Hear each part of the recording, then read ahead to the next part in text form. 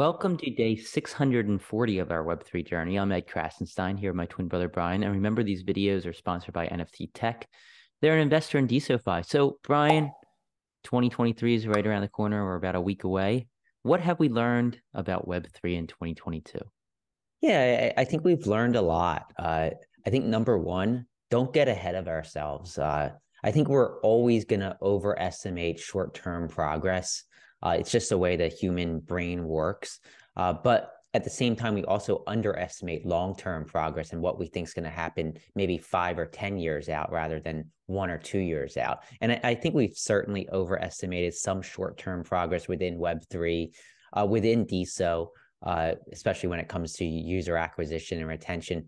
But I think if you fast forward 5, 6, 7, 8, 9, or even 10 years, I think that likely we're going to see much more progress than most of us have expected, whether it's in Web3 or with DeSo.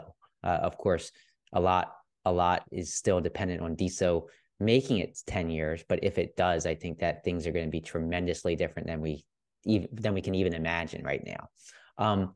Number two, I think it's hard to gain mass adoption. I think we've learned this, but we can all build the infrastructure needed for mass adoption in the meanwhile. So as we're waiting. And finally, I think we've also learned that it's hard to run a social Web3 platform, much less than did I say Web3, Web2 platform, much less a Web3 platform.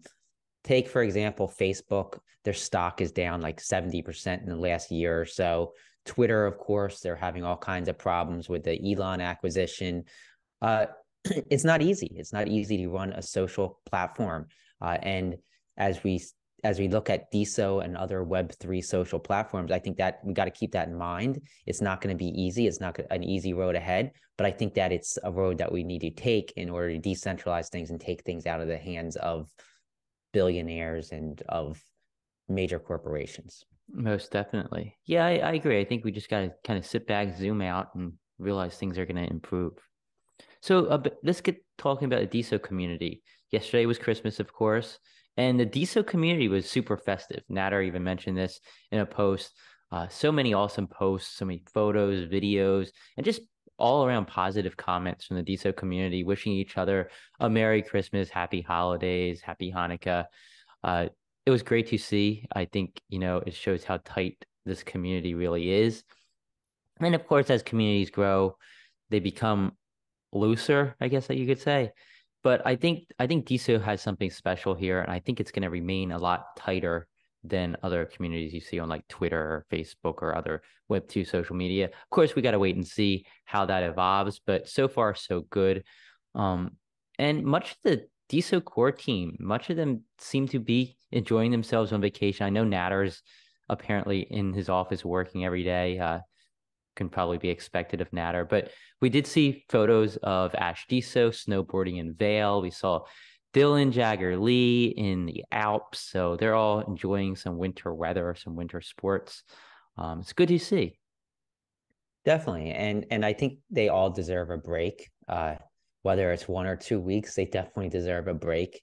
It's been a long year, a lot of progress, and a lot on the roadmap ahead. So take a break, relax, enjoy it, and then get back to work in 2023, I guess. Yeah, and we saw a lot of OGs, a lot of DeSo OGs who may not have been so active on DeSo who have come back to wish everybody a Merry Christmas. It was nice to see Matreshka, who unfortunately lost her mother in Russia several weeks ago. She's still recovering from that. It was nice to see her back, though, wishing everybody a Merry Christmas. Seems to have her spirits lifted at least a little bit. Again, Matreshka, hope you stick around. You've been missed. And Smart Alec, somebody who we've got a chance to meet in Miami, who's a brilliant developer. Him and Talanaya posted a photo of themselves with their new baby. I guess it's not Congrats. really a baby anymore. It's been quite a while, I guess almost a year now. But it was nice to see them celebrating Christmas together with their child. We missed both of them. And H. Paulson, he made an appearance, making a post on DeSo, wishing everybody a Merry Christmas as well. He also introduced us to May, who he says has been a really special part of his life recently. He said he's going to be back. He's going to be making posts again. Somebody else who's been missed. He went through that period where he was very critical of DeSo, rightfully so, in many, many other cases. But he's been an OG who's been here for the community. Yeah, it's great to see all four of them. I think we had all four on our show at one time or the other. Hunter is great. Hunter is just Hunter. Go Eagles, right? You're an Eagles fan, I know. But I think that a lot of these people are coming back to say happy holidays, but I think it just shows that the community's so close that when there is a spark sometime down the road, whether it's 2023 or 2024, I think a lot of people are going to come back because remember, you have that monetary aspect connected to your account. You could be getting coin buys, you could be getting diamonds. It's just interesting, and I think we're going to see that stickiness prevail as DeSo continues to grow. Yeah, and something that's been helping with the stickiness is Cyberpunk Apes and their NFT project, Brian.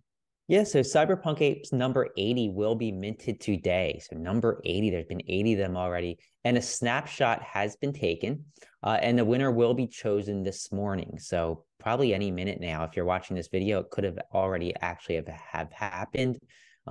Definitely check out Cyberpunk Apes. Great series, great NFT series on DeSo. And I have a feeling that they're going to be something that people remember years from now because of the way they went about things. I can't believe they're up to number 80 already. That's quite impressive. But speaking of NFTs, nftz.me is the only place where you can view and post live time DeSo NFT auctions. Just go to nftz.me/auctions. You can see a list of all of the auctions that are ending soon. There are some ending in the next 24 hours I want to touch on. Alartwork has several of his photography NFTs up for auction, and they end at around 2:30 p.m. Eastern time. Founders has an AI NFT, which is really cool, up for auction ending at 4 p.m. Eastern time. And Roland Sayedov has an auction for a Seals number 281 that ends tomorrow morning at around 8:15 a.m. Eastern time or so. Yeah, and I just before I get to the top NFT bidders, I just want to say this is our 640th video. So on Thursday, it will actually be our 600th straight video. It's our 643rd day, but not our 643rd video. We started on day 43. So on Thursday, it's our 600th video. It just doesn't seem real. Like it doesn't seem like we've been doing this for 600 straight days. I guess if you love what you're doing, I guess it goes fast, right?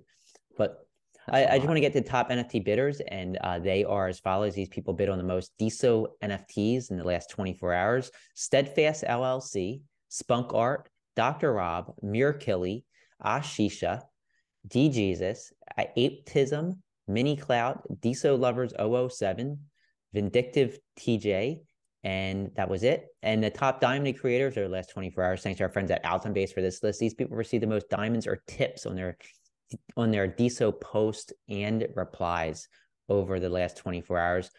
O Pete, Spunk Art, Sean Slater, Panini. I'm sorry, it was our Pete. I remember that from before. Panini, Elric Ericos, Mashalin, This Day in Music History, Striga, The Junkyard Waltz, and Happy Rabbit. Yeah, and that's all the news we have for today.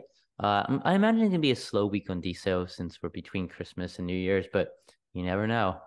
Everybody have a great rest of your day, and we'll talk to you tomorrow.